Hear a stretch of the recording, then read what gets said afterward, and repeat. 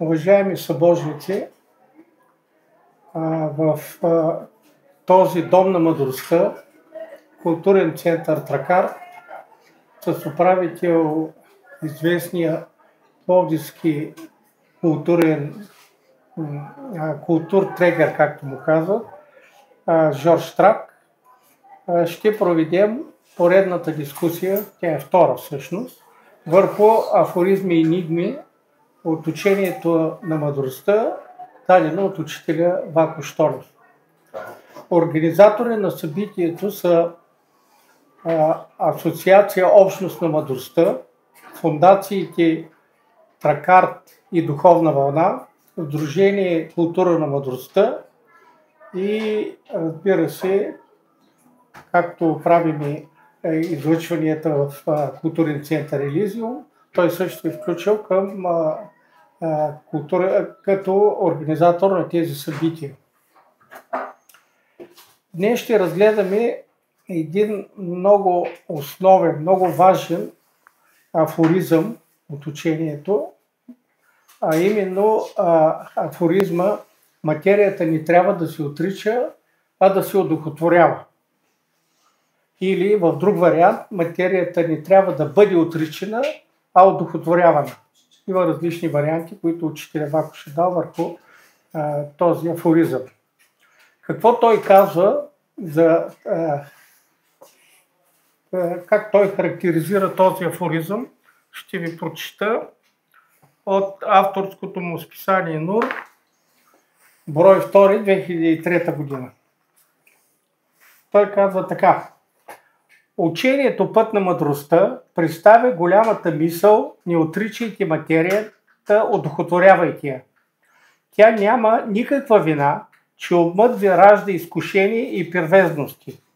Материята ни, организираното тяло, е многогласието на божествата у нас, от кристала, през растенията, през животите до човека син Божий. Известно е, че всяка наша клетка е една живо, бих казал, същество, която носи памет и която реагира на различни енергии, отрицателни или положителни, които ни влияят, разбира се, като цялост. Това, което трябва да се научим всекидневно да правим, е да обработваме своята плът, да обработваме своите емоции, да обработваме своя ум.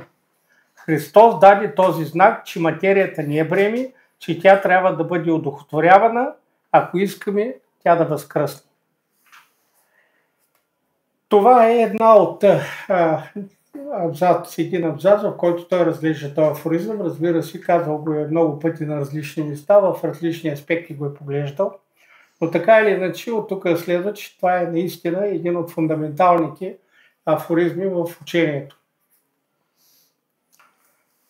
В книгата, която подготвяме, както миналия път казахме, Мъдростта в скрижали, има една тема, нарича се космична материя.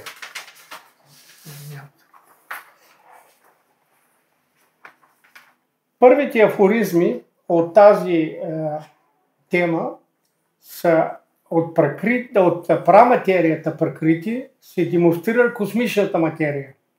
Материята е кондензирана енергия на мировия логос. И понеже тук се дават някои термини като Пракрити, като мировия логос, пак ще ви прочита, само че от един друг брой на списание НУР. Това е брой 1 2013 година. Пак ще ви прочита един абзац, който Вакуш дава някакви знаци за връзката миров логос и праматерия. Той казва така: това, което се нарича Поруша, великият Поруша, е над великата Пракрити. Каква съчетаемост с прозрението? Пракрити, майката праматерия, която е вградена в Поруша, космичният човек. Неизбродният човек, който е събрал всичко. В него е светът, от него се извеждат боговете, за да послужат на човека във възпитанието на тялото, астрала и ментално. Още един път. В него е светът, От него се извеждат богове, за да послужат на човека във възпитанието на тялото, астрала и ментала му.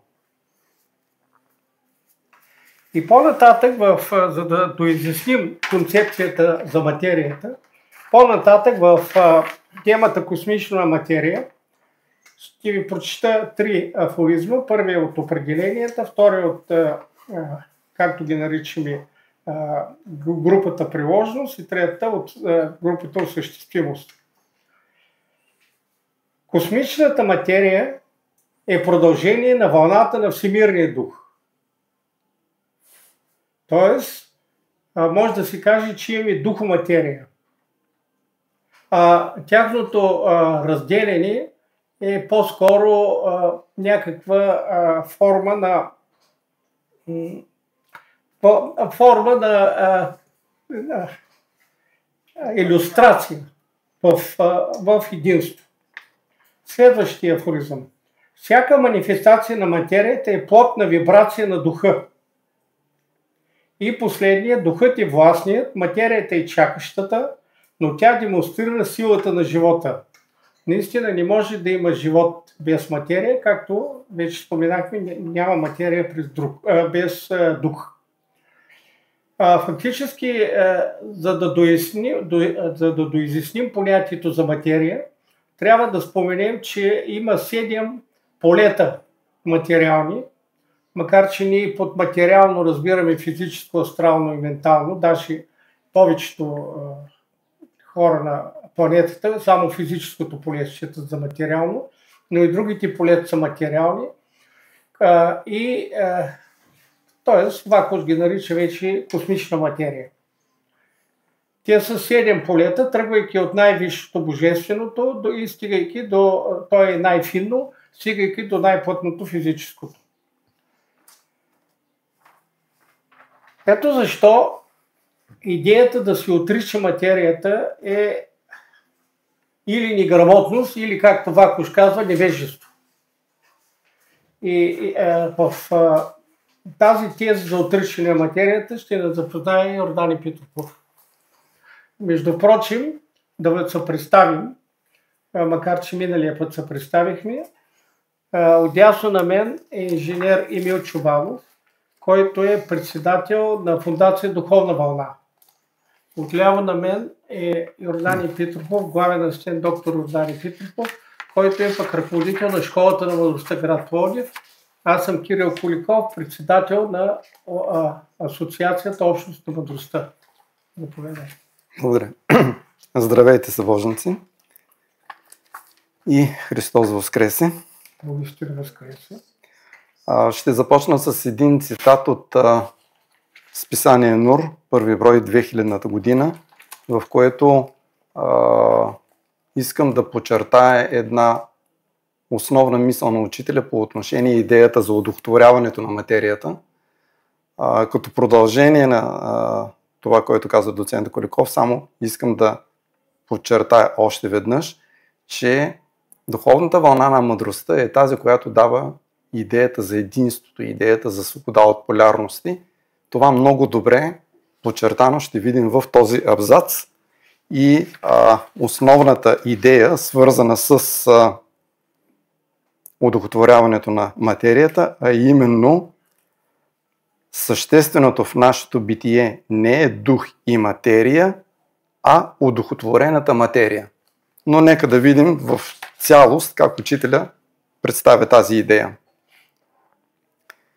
Представете си колко хилядилетия е трябвало човек да отработва ограничената си свобода. Но колко още му трябват, за да стъпи в свободата.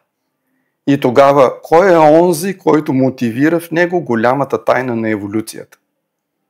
Този, който го е приел в своята инволюционност, за да го изведе в неговата еволюционност, в която той като съзнание започва битка чрез законите на взаимността. Аз и света около мен, аз и моя враг, аз и моя събожник. Тогава се създават вибрациите на божествеността, с която трябва да се намери съвместимост. А първият голям тревожен сигнал, който човекът получава, това е конфликтът със света и с пробудността. Така се върви до онази друга битка, когато човекът рече най-смелото във всички хилядолетия: аз и Отец едно сме. Той сложи граничния камък между плът и дух, за да твърдим сега достатъчно смело: материята не може да бъде отречена. Тя трябва да бъде одухотворена, защото, и ето сега обяснението или смисъла на афоризма, който тълкуваме тази вечер, защото същественото в нашето битие не е дух и материя, а одухотворената материя в услуга на бъдния човек. Можете ли да се представите, да извикате в съгласие, в една истинска хармония целият този клетъчен свят от богове, над които вече вие сте властни? Така че в идеята на свобода от полярности, която и миналия път разгледахме, основното, което подчертава учителя в този текст, който прочетох, това е идеята, че вече трябва не толкова да разглеждаме света в рамките на дух и материя, а трябва да търсим единството в тези две същности, а именно идеята за одухотворената материя. Ще представя с по един афоризъм на учителя идеите за същността на одухотворената материя, за нейната приложеност и за нейната осъществимост. Да започнем с същността или така наречения принцип. Избрал съм следния афоризъм. Идеята за одухотворяване на материята е вибрацията, която човешкият организъм носи със своите физиологични дадености и духовни ценности, със своята мисъл и кундалини. Тук много е интересна тази гледна точка към одухотворяването като вибрация и въпросът е откъде всъщност идва тази вибрация, кой я поражда? И ето отговора на учителя. Когато Бог създава света, повелята му да бъде светлина внася светлината или духа в материята, от която човек е сътворен като образ. Така човекът е сътворен от осветена материя, но одухотворяването на тази материя започва, когато Бог дава на човека дихание. Тоест, ние в духовната вълна на мъдростта имаме възможността, дадена ни е енергията, дадени са знанията да осъществим и да приключим един процес, който започва още с сътворението на човека и вложеното дихание в него. Сътворения Адам, казва учителя, е клетъчно божествен човек. И именно този клетъчно божествен човек, вложеното дихание го обожествява. На друго място учителя казва нещо още по-силно. Не само, че вложеното дихание обожествява човека, не само, че одухотворява неговата материя, но вижте, диханието е одухотворяването. Диханието е одухотворяването. И в заключение да подчертая, че с една мисъл на учителя, изграждането на одухотвореността е част от всемирната еволюция. Тоест, това не е свързано само с земния процес на нашата планета. И както доцент Коликов подчерта, има 7 полета, на 7 планети се развиваме в различни мавантари. Идеята за одухотвореността стои в цялата всемирна еволюция. По отношение приложеността на одухотворяването на материята съм подбрал следния афоризъм. Одухотворяването не е проблем на време, а на будност, на вътрешно прозрение. Тоест, тук ние можем да се зададем въпроса как да извикаме тази будност, как да извикаме своето вътрешно прозрение и вече извикани те по какъв начин съдействат и осъществяват този процес на одухотворяване на материята. И ето пак с думите на учителя ще се опитам да обясня тази идея. Духът ограничава астралния, мисловния, дори и причинния суверенитет в идея за одухотворяване. Една много странна мисъл, защото ако разглеждаме човека само като дух и като материя, всяко от полетата на материята можем да кажем, че има собствен суверенитет, че е относително независимо от другите. Но когато трябва да ги разгледаме в целостта, какво прави духа, за да може да удохотвори? Той започва да ограничава суверенитета, както казва учителя, или независимостта на тия полета. И обърнете внимание докъде се стига. Не само астралния, казва учителя, не само мисловния, дори и причинния суверенитет се ограничава в идеята за удохотворяването. А това как можем да кажем с други думи, ето е тази цялост, включително и причинния свят, че за да можем да направим удохотворяване на материята, задължително кундалини трябва да работи и то в цялост, да мине през 7-те центъра. И още нещо. Външният свят, казва учителя, трябва да бъде удохотворяван от вътрешната сила на човека, защото когато говорим за удохотворяване на материята, ние първо говорим за нашата лична материя. Но както казахме, удохотворяването е процес и е част от планетна еволюция, част от мирова еволюция. И как ще удохотворяваме тази цяла мирова плът? Вижте какво е началото. Още веднъж ще повторя. Външният свят трябва да бъде удохотворяван от вътрешната сила на човека и неговият дух да променя вибрацията на физическото му тяло. Ето от тук започваме. Защо? За да може вътрешната му субстанция по-лесно да се отделя и контакта с духовността да бъде по-реален. А вече реалността в контакта с духа ще даде възможност и за едно по-пълно реализиране на процеса удохотворяване на материята. И последният афоризъм, който е свързан с осъществимостта на удохотворяване на материята или докъде ще стигнем, така да се каже, в процеса на удохотворяването. Ето един афоризъм на учителя. Удохотворявайте материята, за да правите възкресение. Този афоризъм много често е даван в различни контексти, има много различни форми. Аз ще прочета още няколко форми, за да видим нюансите. Ето, например, без удохотворена материя не може да се прави възкресение. Ето друг вариант. Възкресението е първия свидетел на удохотворената материя. Значи тук всъщност ние можем да се припомним една основна мисъл. Тя е не само от учението на мъдростта, но това е много древна окултна тайна, че в най-висшето и в най-нисшето всъщност работи една и съща енергия. И това е първоизвор или това е основата на идеята за удохотворяването на материята. И вижте какво казва учителя. Удохотворената материя се връща при своя сътворител.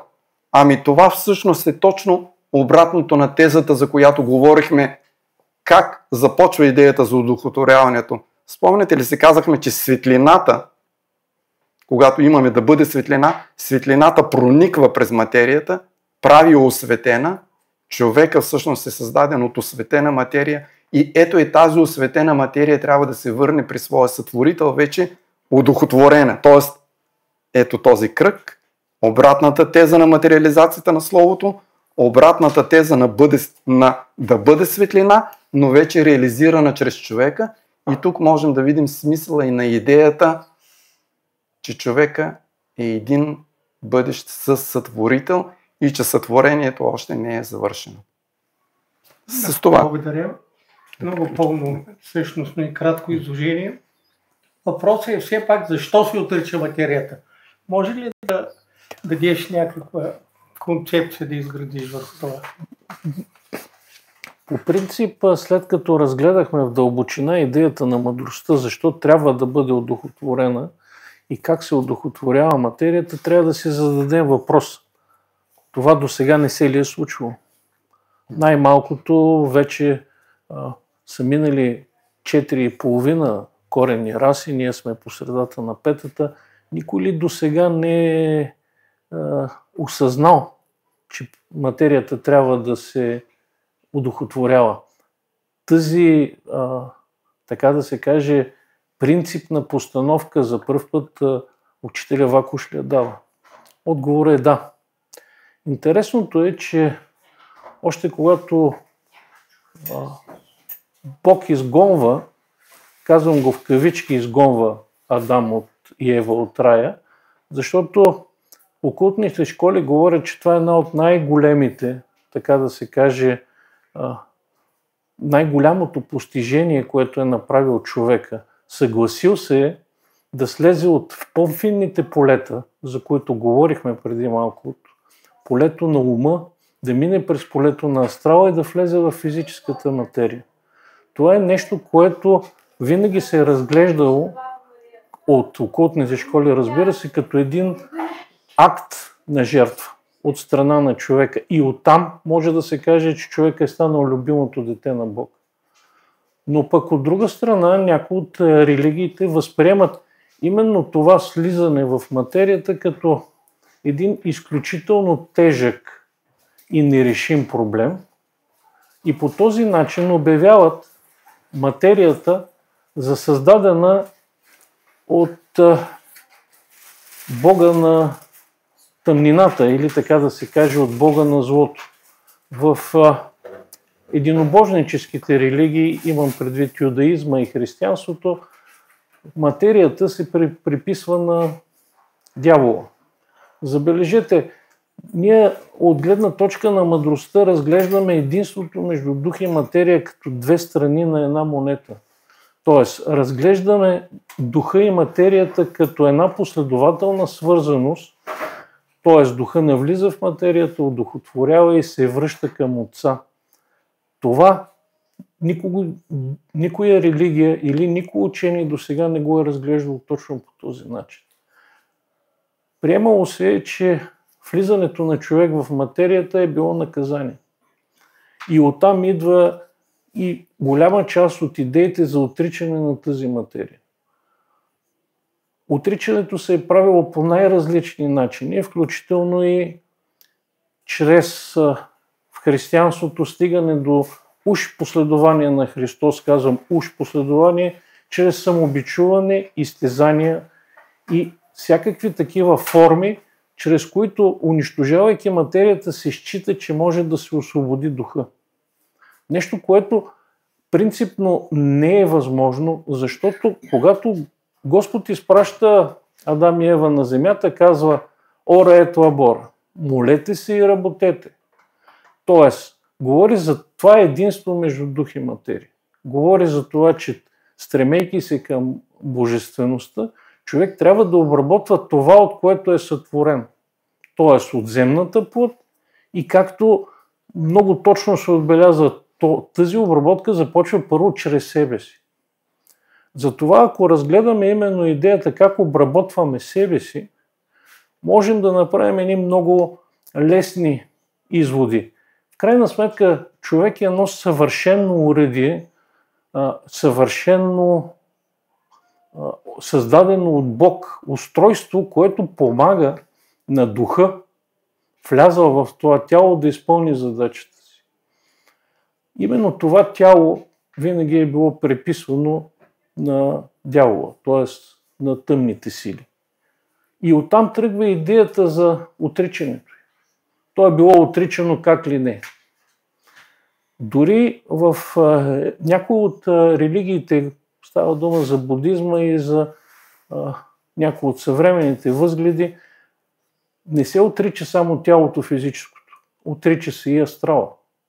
Отрича се даже и ума в определена степен. Отрича се идеята за емоционалност и за желание.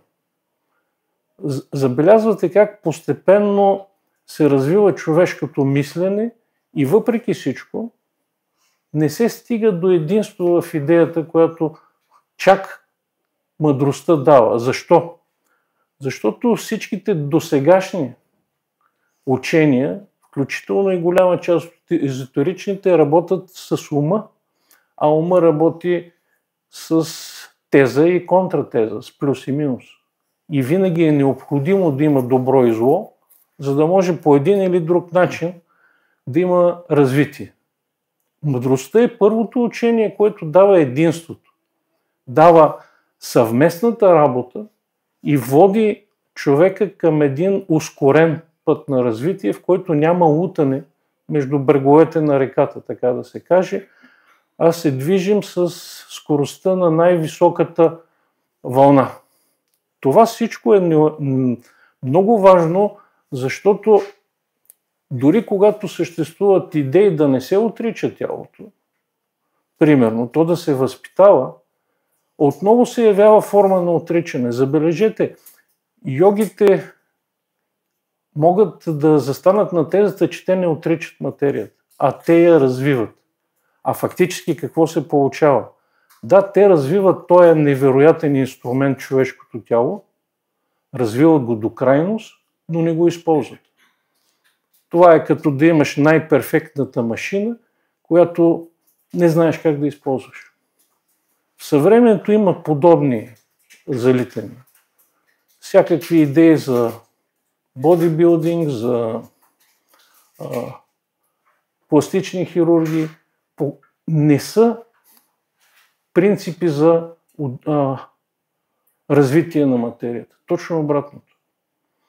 Защото тази безкрайно красива материя остава без употреба. Именно защото не се знае, че смисъла на това тяло е да удохотвори себе си и света. Всичкото това, което казах, има една единствена задача. Да ни накара да се вгледаме навътре в себе си, за да видим ние как разглеждаме материята, защото границата между удохотворяване, отричане и възвеличаване е много тънка. Само знанието на мъдростта може да ни насочи в посока да можем правилно да разделим собствения си път, така че да намерим равновесието между духа и материята. И тук личният пример на учителя е това, което ни дава пътя. Личният пример на учителя, който може да бъде ограничен в две думи. Светски монах. Да загърбиш монашеството като отделяне и отричане на материята и да влезеш в социалността, но заедно с това с всичките положителни елементи на пустинничеството, на молитвеността и най-вече на търсенето на духовност. Благодаря. Беше много, бих казал, омайващо това изказване. Благодаря ти. Общата идея е, че всяка цялост се искам да събера двете тези само в едно изречение, бих казал. Всяка цялост се разделя, разделение става дума на две. Разделя се в различни иерархии, но те са в единство. Ако това можем да осъзнаем, ще разберем и афоризмите, които миналия път гледахме, по-скоро разглеждахме. Именно няма афоризма, няма зло, има не еволюирало добро. Това е единство на два полюса. Дадено в два полюса. И съм приготвил няколко въпроса, свързани с тази тема, да проведем вече беседата, не само изложенията. Първият въпрос е, в предишната беседа тълкувахме, както казах преди малко, афоризмите няма зло, има не еволюирало добро и няма страдание, има развитие. Какво е въздействието на тъй наречените зло и страдание в процеса на удохотворяване на материята? Как злото и страданието помагат в удохотворяване на материята? Да започна аз. Първо искам да споделя с няколко думи как съвременността, и то в смисъл на изявената съвременност, на интелектуалната съвременност, гледа на идеята за удохотворяване на материята. Тоест, какво може да се срещне в един речник или в една енциклопедия. Между другото, в окултните речници, с които разполагам, идеята за удохотворяването не можах да намеря като отделна статия или като отделна мисъл. Може би се среща някъде съчетана с нещо друго, но като отделен процес не я намерих. А вижте какво има в тълковния речник на български език. Удохотворяване. Първо, придаване възвишеност, благородство на нещо. Второ, олицетворяване, одушевяване.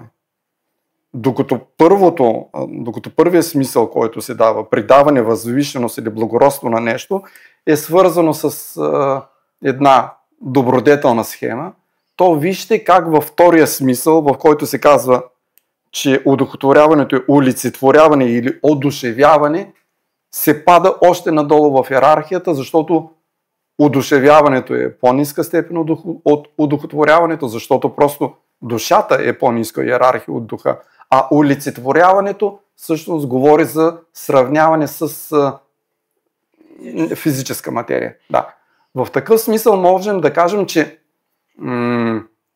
за да можем ние да осъществим идеята за одухотворяване на материята, първо тя трябва да бъде обяснена или тя трябва да бъде разбрана и то точно в този смисъл, в който тук се подчерта, именно като едно следствие или като продължение на идеите, че няма страдание и има развитие, че няма зло, има не е еволюирало добро.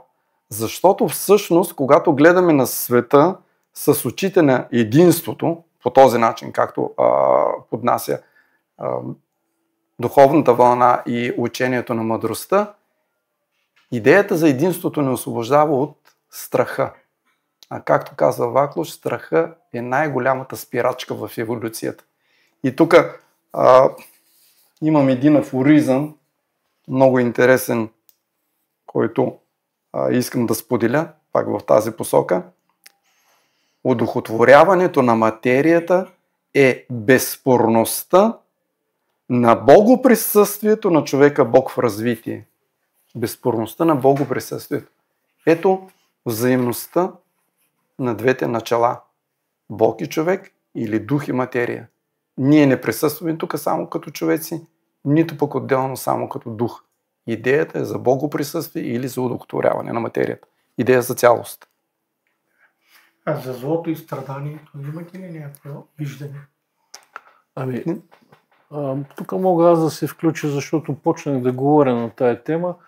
Интересното е, че винаги, когато говорим за тази жертва, с която започнах преди малко, която прави човека, за да слезе в нишите полета и в по-плътната материя, ние говорим за жертва и заедно с това си представяме, че това е нещо лесно.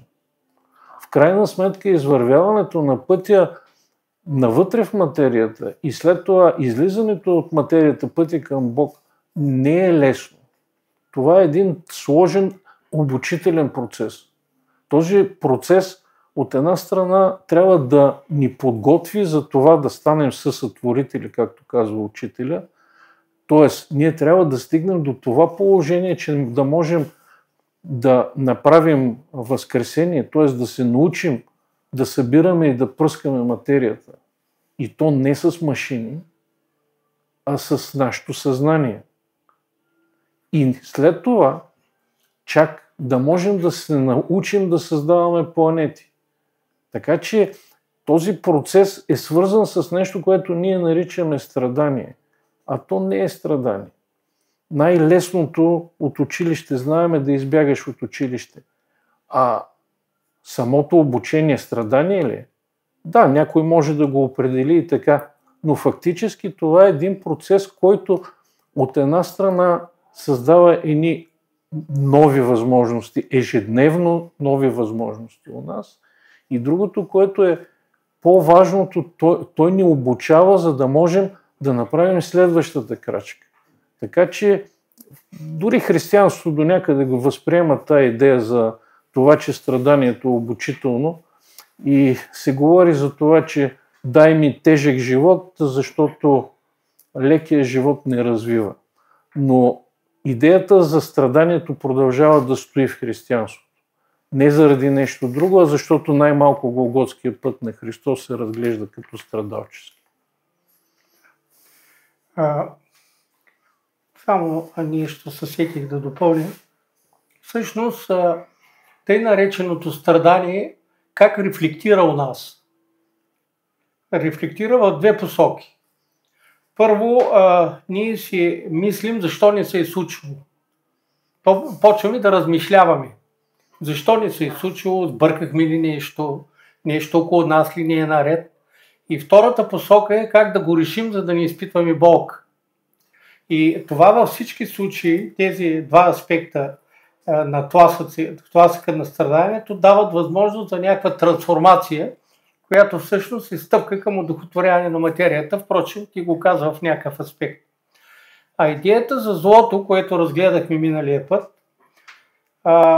фактически, ако няма зло, няма да има и представата ни за добро. Ако няма идея за зло, не че има зло, ако няма такава идея, няма да има идеята за добро и тогава няма да има у нас някакъв стремеж за развитие.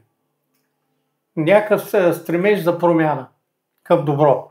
Това също по един или друг начин накара да се развиваме към удохотворяване на материята, т.е. не може да се гледа на тези два процеса, на идеите страдание и зло, не може да се гледа негативно от гледна точка на удохотворяване на материята. Другия въпрос е: кръстът на разпятието е всемирният символен знак на духовната вълна на любовта.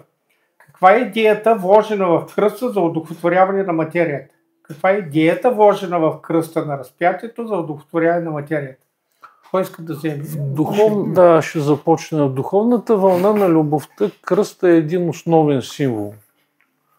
Наистина в началото се започва с един друг символ — рибата, защото се смята, че влизаме в епохата на рибите и така нататък, но след 2-3 век се оформя окончателно идеята, че кръстът е основен символ на християнството. Самия кръст в християнството се възприема повече като уред за насилие. Уред за насилие. Средство за насилие. Тоест, кръста е наказание. Кръста е разпятие. Само че това разпятие винаги се възприема като насилствено. А ние знаем, че пътя на Христос е една доброволна жертва. Една жертва, без която нямаше да има възкресение. Ако нямаше разпятие, нямаше да има възкресение. Затова мъдростта дава една малко по-различна теза за кръста. Кръста е символ на борбата между дух и материя. Хоризонталата на кръста е развитието на материята, вертикалата е духа. Пресечната точка между хоризонталата и вертикалата е нашата 4-та чакра, т.е. нашата идея за мировост. Ако успеем да победим материята чрез духа си, можем да направим мирово съзнание. Йерархията на съзнанието ни стига до едно ниво, в което може да си комуникира с висшите полета. Тази идея за кръста, която фактически християнството влага, е коренно променено от това, което дава мъдростта. С няколко думи, да допълня още малко към идеята. Идеята за кръста, идеята за разпятието, както и доцент Коликов отначало подчерта, това е идеята за Голготския път, който в мистичното християнство е една от степените на посвещение, подчертана в Христовия път. Но има нещо много интересно, свързано с кръста, което самия Христос казва. А именно, той казва така: който иска да ме последва, нека се отрече от себе си и вземе кръста си. Сега, какво представлява това отричане от себе си в идеята на християнството? Това е всъщност сътворения човек да освободи в себе си пространство, говоря за вътрешно пространство, така че в него да може да започне да работи родения. Защото, както знаем, вече при Възкресението имаме една среща на сътворение и родение. Какво казва мъдростта в тази насока? Мъдростта вече казва, че не човек трябва да отрече себе си, а човек трябва да се освободи от себе си. А освобождаването от себе си вече не е голготското разпятие. Освобождаването от себе си всъщност е едно себе разпятие. Тоест, разпятие, за което ние нямаме нужда от външен инструмент, от външното пособие, нямаме нужда от физически кръст, нямаме нужда от физически, да кажем, пилат, войници и така нататък. А ние трябва да потърсим и да намерим в себе си вътрешните сили, с които трябва да направим това разпятие. И Ваклуш казваше, че Голготския път не е път на страдание, а път на обожествяване. Затова, нали, се казва свобода от себе си. Защото когато човек е със себе си, той е под властта на гравитацията на материята. И Ваклуш използваше един много интересен термин – планетна покорност. А одухотворяването не е въпрос на покорност, одухотворяването е процес на взаимност между духа и материята. Да. В този аспект има и една мисъл на Ваклуш, че може би именно на базата на това, което ти каза за вътрешните сили на разпятие, той казва, че фактически разпятието освобождава кундалини в човека. А пък кой одухотворява? Преди малко беше казано. Одухотворяването на материята идва от кундалини, а вече одухотворената материя дава, както вече много пъти споменахме, възможност за възкресение, т.е. за единосъщие с Отца. И да обърнем внимание тогава на това, на един мистичен акт в християнството, който малко се разбира. Това е кръстенител в името на Отца и Сина и Святия Дух. Всъщност, кръстението, което бива също отричано от някои деноминации и от много хора, представлява този мистичен акт за молитва за единосъщие. Кръстението или кръщаването? Кръстението в името на Отца и Сина и Светия Дух, не кръщаването. Така че всеки такъв символ си има някаква тайна и ако човек знае, няма да отрича с лекота, както се отричал с лекота и продължава да се отрича материята. Следващия въпрос е...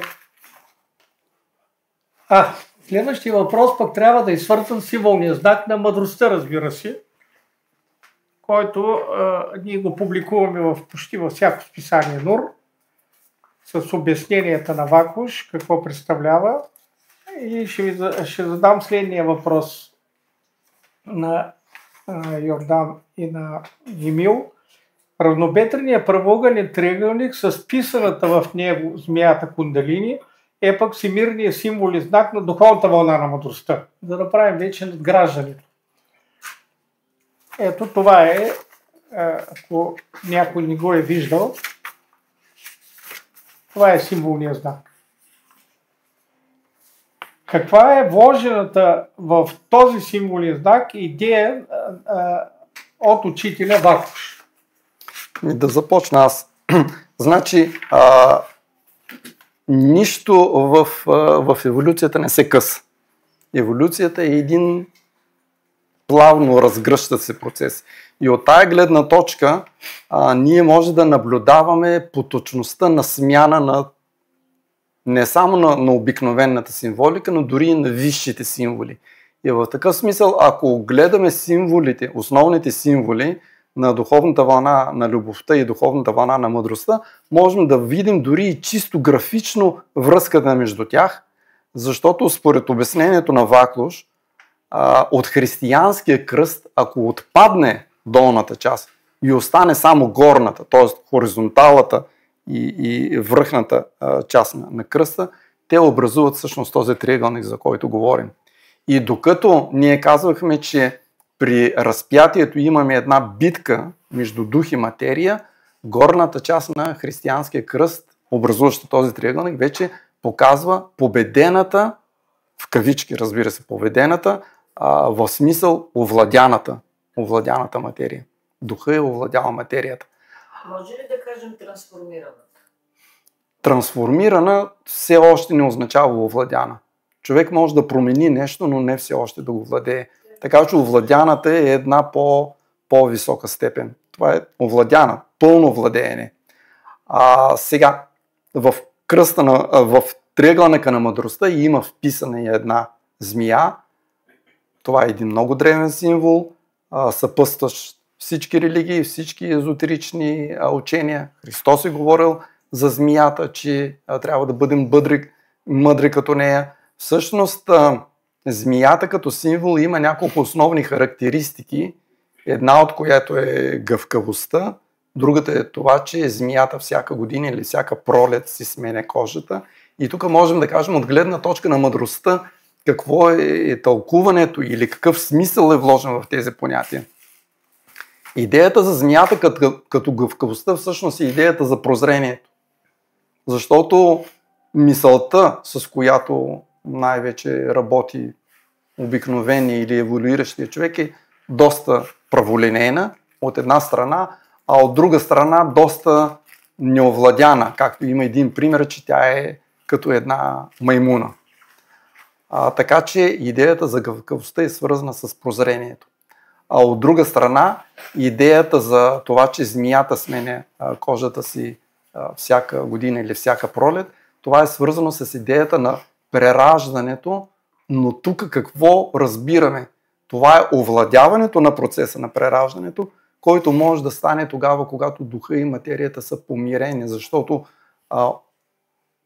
приключването и овладяването на този процес на прераждането става тогава, когато човек мине през една степен на посвещение, наречена преображение. Това е всъщност третата степен на посвещение в духовната вълна на мъдростта, следвайки Рождеството и кръщението.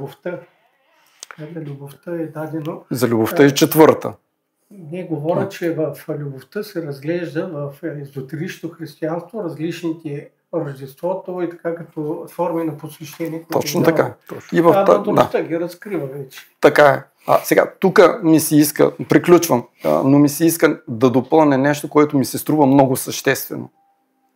Това е, че в триъгълника ние виждаме точно идеята за одухотворяването на материята като една победа или овладяване на материята от духа, но защо е възможно това? Нали, още веднъж да се опитам по друг начин да го кажа.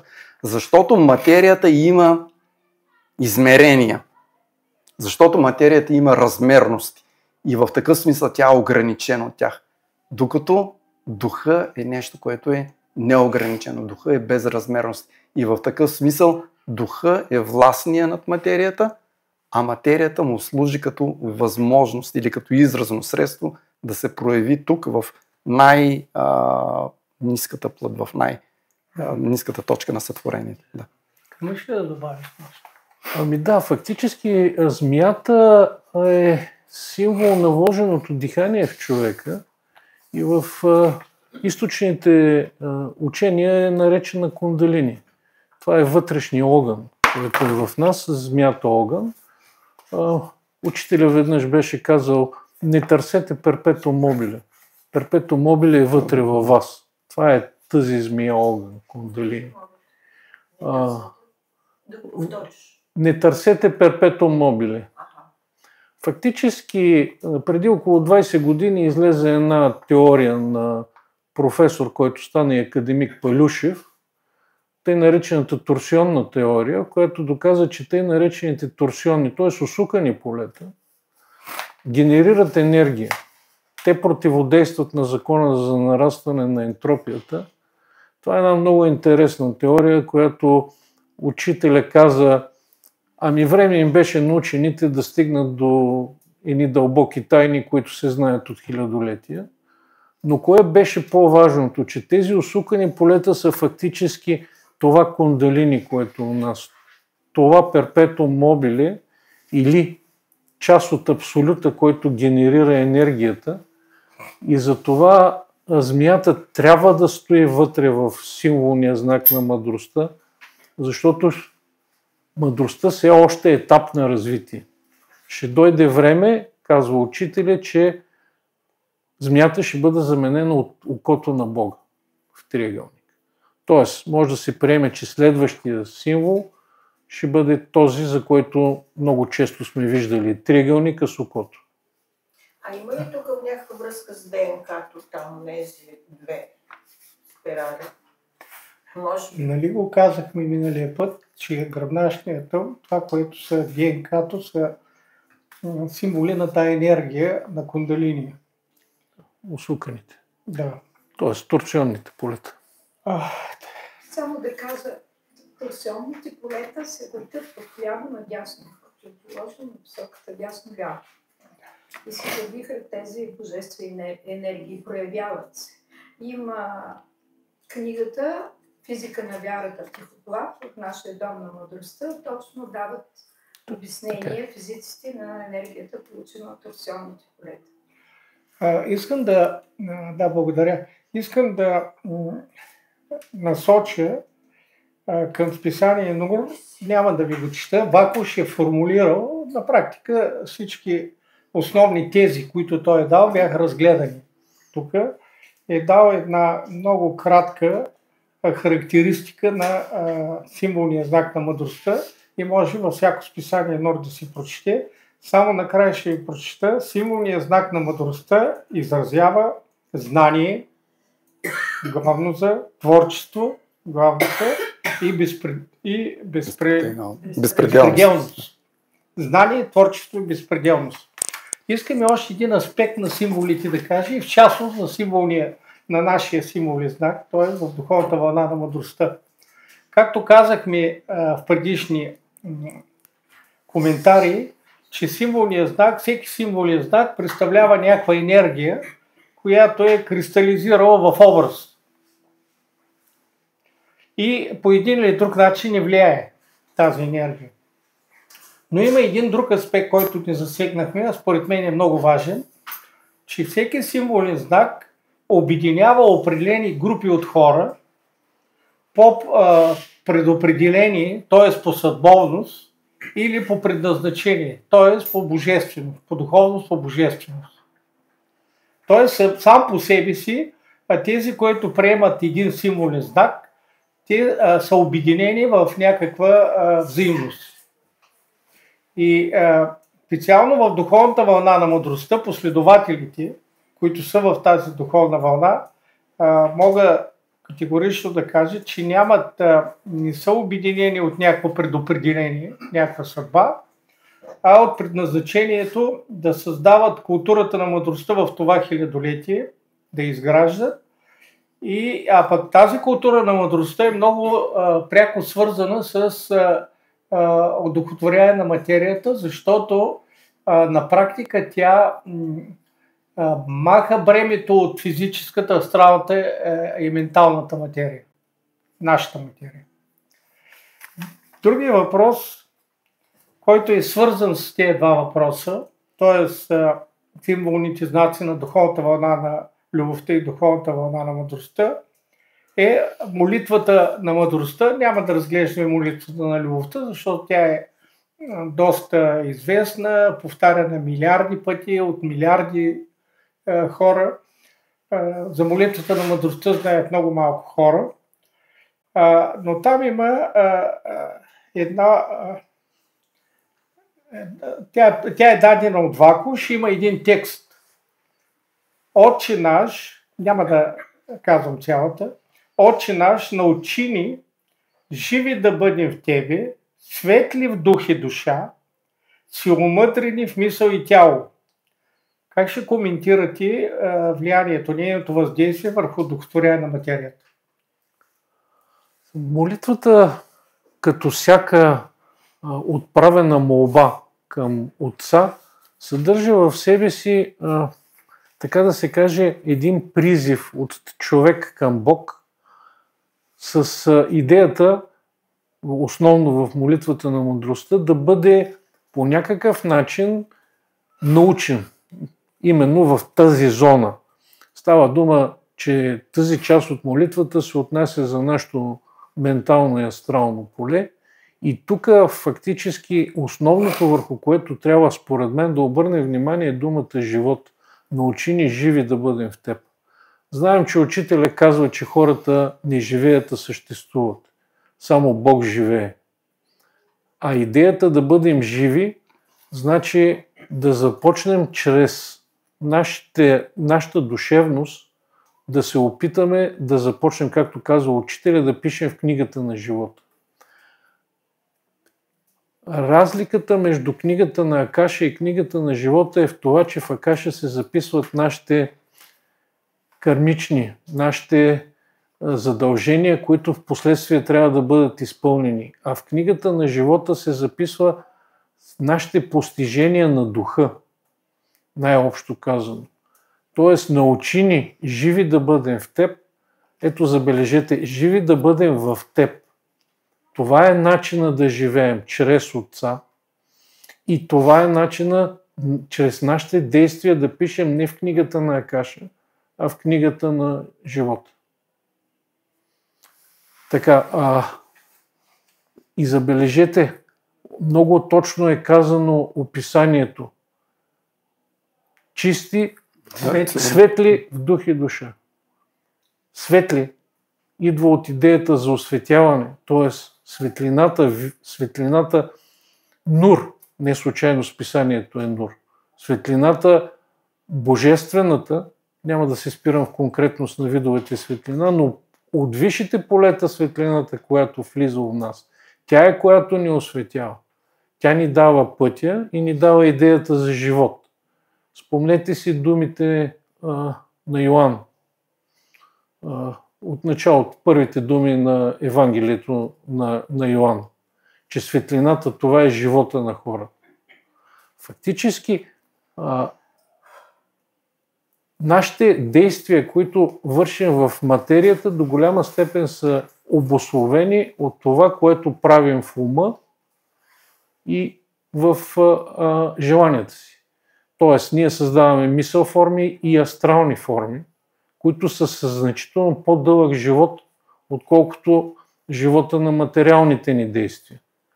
И учителят казваше, не е проблем злодеянието, проблема е зломислието, защото много трудно може да се понесе последствието на едно зломислие. Именно тук, според мен, е тази молба. Ние да бъдем светли в мислите, светли в желанията си, така че светлината, която слиза от божествеността към нас, да ни даде право да живеем. Тоест, ще повторя пак, да пишем в книгата на живота. Нещо повече към светлината искам да добавя, извинявай. Тъй като казахме вече, че светът е една мисъл на Вако, че светът е сътворен от любов, но осветен от мъдрост. И самата молитва на мъдростта като светлина, повтаряйки, ние по един или друг начин не само получаваме отгоре, искаме отгоре тази енергия, но самата молитва не осветява. Ти ще допълниш ли нещо? Ами, с няколко думи само, може би да конкретизирам някои аспекти. По принцип, всяка молитва е връзка между човека и Бога. И така. Сега, и тази връзка в отделните духовни вълни, в отделните учения и религии показва от една страна на какво ниво се осъществява тая връзка и от друга страна по какъв начин се осъществява тая връзка. Така че, започвайки молитвата с научини, а не дайни, нали, както обикновените молитви, ние показваме едно ново ниво на свързаност с Божеството. По какъв начин може да стане тази свързаност? Ето, това се казва в тези последващи редове и аз бих почнал, така да се каже, отдолу нагоре разглеждането, като, например, целомъдрене в мисъл и тяло от една страна, целомъдрието. Това е много интересна идея. Целомъдрието, тя по принцип се свързва с светостта, но тук идеята на целомъдрието, освен това, в мисъл и тяло е да започне да се усвоява знанието като енергия. Да можем да понесем знанието като енергия в нашето тяло и в нашата мисъл. И вече светли в дух и душа, тази осветена енергия вече се овладява от душата, за да може душата пък да приема ниспосланията на духа. И ето тази връзка вече материално тяло, душа, дух, имаме единството, за което на няколко пъти споменахме в тази вечершната дискусия или в тази вечершната беседа. В края на краищата това единство, ако гледаме по същество, е в основата на диханието. То дава това единство. А в мъдростта, както знаем, диханието вече се освобождава да работи. Защо? Защото и в символния знак змията не е статична, както в другите символи. Змията в духовната вълна на мъдростта е израз на динамиката. А когато кажем динамика, трябва да разбираме качество или характеристика на логоса. С други думи, молитвата, макар и насочена към Бог Отец, но ни дава идеята, че ние чрез логосовата динамика се присъединяваме или приемаме този живот в себе си. Значи, логосова динамика направи активни. Значи, динамиката е принцип на логоса, активността вече е принцип на сътвореното. Да. И тук има един много интересен нюанс. Учителя ми го е лично обръщал внимание на това, змията и това, че тя освен символна динамика, тя е символ на това да се съобразяваме с околната обстановка. Тоест е пак единство между всички съставки на целостта. Динамика от наша и въобще динамика и в същото време съобразяване с реалностите на реалността. Значи в края на краищата трябва да обобща. Много хубаво беше разгърнато различните аспекти на тази фраза в молитвата. Между другото, защо целомъдрени в мисъл? Чисти. Целомъдрени. Дори Христос го казва, че който е пожелал в сърцето си жена, вече е прелюбодействал. Тоест, целомъдреността идва от мисълта и след това е тялото. Но в края на краищата виждаме тази иерархия, аз за това обръщам внимание, от мисъл към тяло, защото тук е дадена иерархия. Дух, душа, мисъл и тяло. Това е едно иерархиране.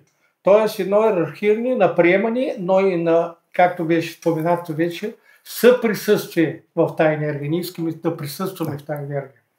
И искам още един нюанс, който не касае точно тълкуването на молитвата. Това е Вакуш вече ни сочи друг олтар, не външните олтари, а вътрешния олтар, който е от нас, т.е. молитвеността вече да е вътре от нас към съзнанието на Бога у нас, т.е. книгата на живота, както той го е формулирал. И още един въпрос съм подготвил. Както беше споменато, одухотворената материя води до възкресение, а възкресението до обезземяване, казва Вакуш. И въпрос е, защо възкресението като проява на одухотворена материя е посвещение в духовната вълна на мъдростта? Значи в книгата Беззаветен завет има 3 завета в история на човечеството. Това е Стария завет, Новия завет и Вакуш е оставил Беззаветен завет, послание на планетния логос. Там той в края като повеля на духа, разглеждайки различни аспекти на учението си, казва, че възкресението е посвещение в духовната вълна на мъдростта. Може ли да вземете отношение? Това е един много интересен. Да започна аз. Това е една огромна тема, разбира се. Да напомним първо, че всяко посвещение представлява една степен или една иерархия на осъзнатост. И в смисъла, в който ние говорим, означава и една степен на удохотвореност. Всяка духовна вълна си идва със своя градация на посвещенията, така че и в мъдростта можем да говорим за рождество, кръщение, преображение, Голгота или разпятие и възкресение, като те в духовната вълна на мъдростта носят съвсем различен смисъл от смисъла, който се влага в християнството в тези термини. Ние тук, разбира се, нямаме за намерение да тълкуваме тези посвещения, но все пак можем да кажем, че възкресението като посвещение на мъдростта има няколко характеристики, ако можем да кажем. На първо място бих искал да напомня вече, което казахме, че възкресението е свързано с удохотворяването на материята в смисъл, че тази материя вече е овладяна че тя може да се събира, да се пръска и духа, наобщо казано, може да работи с нея. А след като имаме удохотворена материя, казва Ваклуш, ние можем да усвоим вече и идеята, и реално да усвоим идеята за безсмъртието. На второ място бих посочил, че възкресението е свързано с идеята за откровението. И то в няколко посоки. Също това е една много голяма и много странна теза. От една страна Ваклуш казва, че възкресението е паметта на откровението и то пази или съхранява неговите тайни. И на трето място да споделя, като основна характеристика на възкресението е това, което Ваклуш казва, че възкресението е новата култура на мъдростта. Има много интересен афоризъм сега. Тук сега ще ви прочета за нещо, което е казал учителя в посока на възкресението. Да, ето го. Одухотворяването на материята е първия принцип, който след сътворението създава бъдещ живот. Вижте, Твореца отначало създава живот със създаването на света и на човека. Всъщност, само на човека е дадена възможността да живее и той в някакъв момент от своята еволюция усвоява. А след сътворението, одухотворяването на материята е първият принцип, който може да създава живот. Тук имаме тире в списанието, така е написано. Тире, т.е. пояснява, одухотворяване на материята в съответните етапи. Иначе имате внасене на духовна енергия от страна на Отца при сътворението. Той дава своето дихание и одухотворява човека, но при Исус има материя вече на осъществен човек, която се пръска и събира. Ето тук целостта на тезата за възкресението, според мен. Той изразява одухотворената материя, която може да се пръска и събира, което всъщност какво означава? Може да се създава живот. Тук е вече и идеята, че човека ще бъде един бъдещ сътворител. По-точно въпросът ми беше да изясним защо точно духовната вълна на мъдростта е посвещение, а не е примерно в духовната вълна на любовта или в истината. Духовната вълна на мъдростта е тази, която дава единство. Т.е. пътя за единосъщие.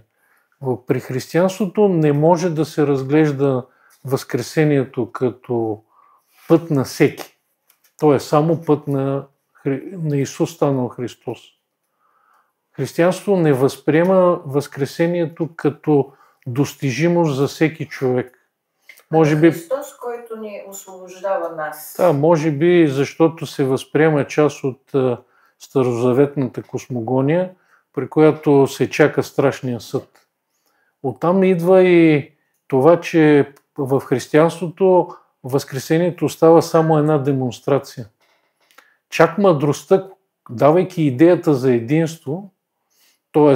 за победата на духа над материята и овладяването, тази демонстрация вече става постижимост.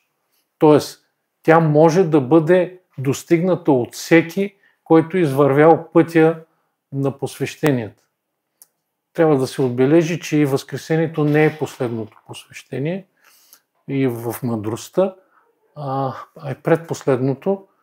Не случайно се вкарва, така да се каже, като възможност възкресението. Даже учителя имаше една много красива и заедно с това трудна за разбиране мисъл: възкръсвайте всеки ден. Тоест пътя на възкресението е един процес. Това не е просто една демонстрация. И е много важно да се разбере разликата между възкресението в християнството като демонстрация на възможности и реалността на възкресението, което се случва в мъдростта, защото това променя и начина на празника, за който говорим. Искам да припомня нещо от всичко, което беше казано, е много същностно, но искам да припомня нещо от доктрината за иерархия на духовните вълни. Значи всяка духовна вълна носи някакъв принцип на човека. Първата духовна вълна на сътворението му носи индивидуализация. Втората духовна вълна на митологията му носи въображението.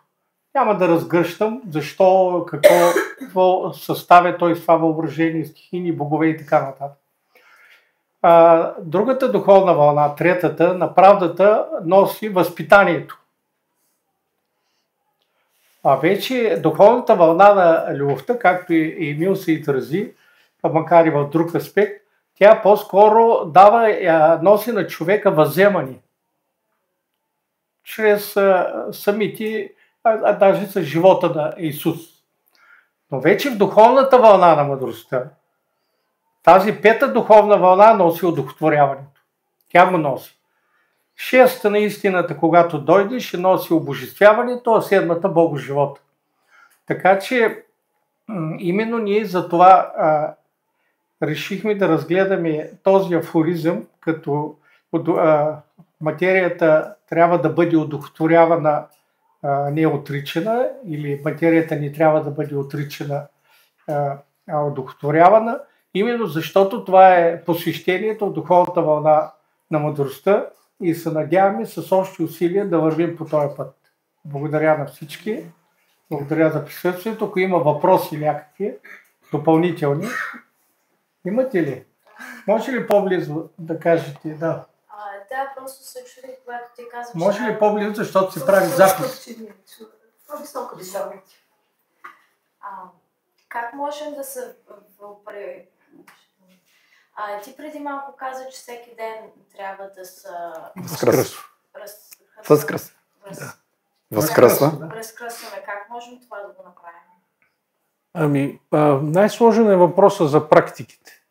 Фактически идеята как се възкръсва всеки ден е един от една страна личен въпрос, но като цяло идеята на мъдростта е това да внесем знанието в живота си. Когато имаме знанието на мъдростта и чрез него взимаме ежедневните си решения, защото живота всеки ден изпраща нови предизвикателства. И тези предизвикателства са част от пътя, който вървим и част от, така да се каже, образованието, което ни дава божествеността. Нашите решения, т.е. правото ни на избор, е това, което ще ни даде възможност да обожествим себе си, т.е. всеки ден да възкръсваме. Когато решенията и действията, които правим на база на тези решения, са обусловени от знанието на мъдростта, това е ежедневното възкръсване. Защото, когато говорим за възкресението, това е, пак повтарям, победата на духа над материята.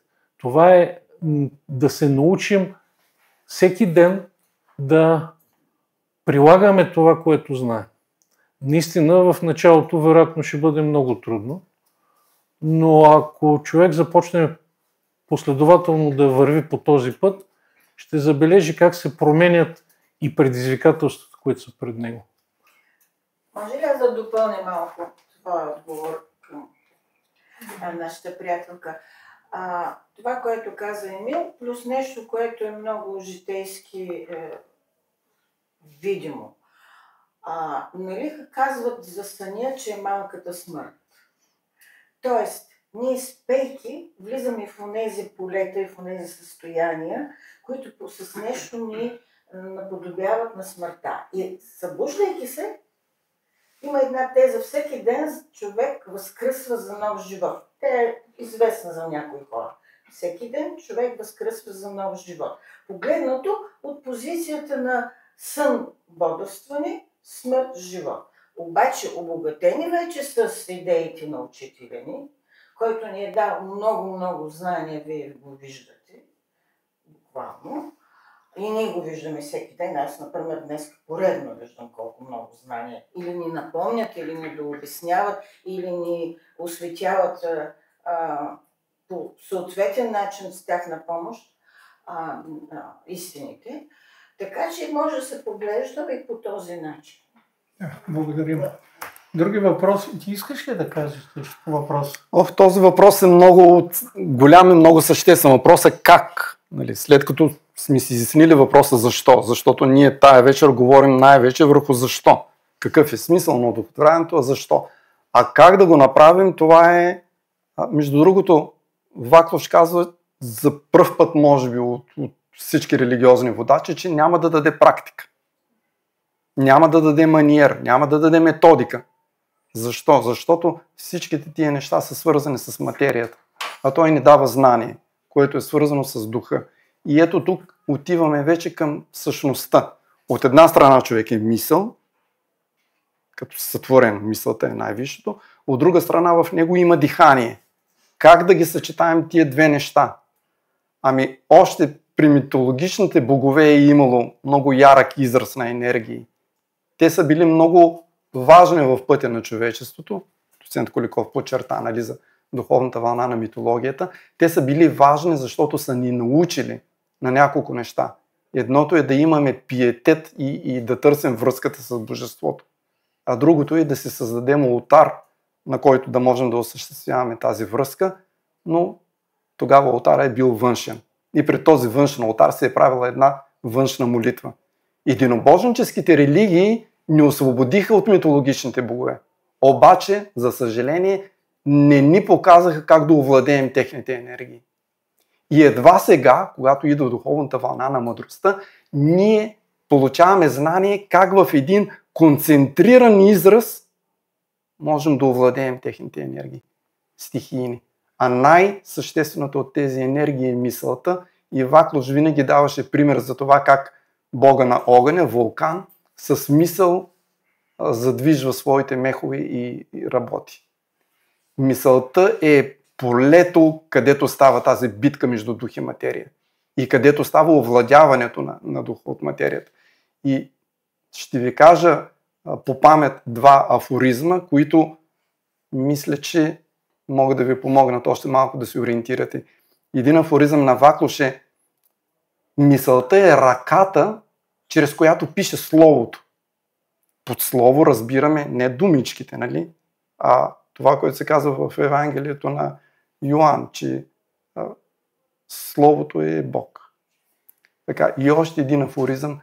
Мисълта е платното, на което пише откровението. А ние разбрахме от оставеното в учението, че откровение можем да имаме само тогава, когато имаме одухотворена материя. Тоест сме минали през възкресението. Ето вижте как започват да се съчетават нещата: мисъл, дихание и одухотворена материя. И от мен едно изречение за хубавото ни момиче и вероятно по-често да я виждаме. Учителя ни е дал практики, според мен, и защото те могат да ни подхлъзнат към ритуалност. И с тези ритуалности ние ще заприличаме на другите вероизповедания. А те са коварни в някои отношения. Ритуалността обръща внимание на външната страна, на форма. Ние не сме вероизповедания, сме изповедания. Ние не сме вероизповедания, сме изповедания. Са били едни от първите стъпки, които са поставили основа. Тогава е било необходимо. Не е въпроса, че ще заприличаме на вероизповедание, защото ние не сме вероизповедания. А въпросът е съвършено друг. Може да бъде момент, не му прекъсвай.